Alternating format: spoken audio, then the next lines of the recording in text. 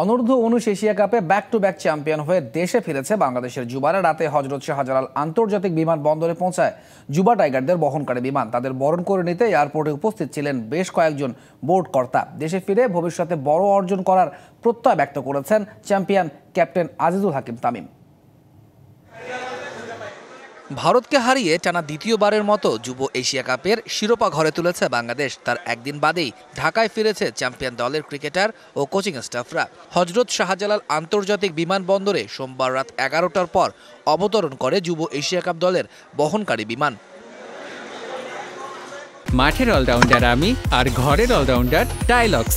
টাইলক্স toilet cleaner, clean মানেই Tilex. তাদের বরণে বিমানবন্দরে উপস্থিত ছিলেন বিসিবির কয়েকজন পরিচালক। চ্যাম্পিয়ন ট্রফি হাতে একে একে বীরের বেশে বিমানবন্দর থেকে বেরিয়ে আসেন জুনিয়র টাইগাররা।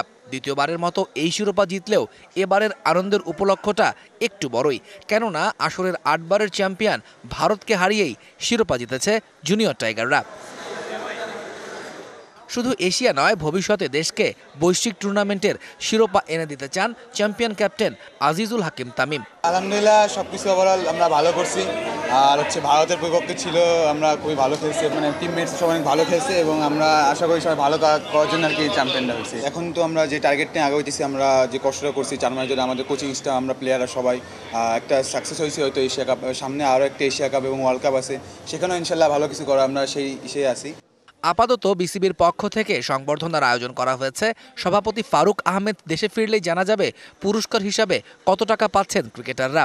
এর আগে যুব এশিয়া কাপের চ্যাম্পিয়নদের জন্য 50 লাখ টাকার পুরস্কার ঘোষণা করেছেন যুব ও ক্রীড়া উপদেষ্টা। তৌহিদুল ইসলাম, ডিবিসি নিউজ ডেস্ক।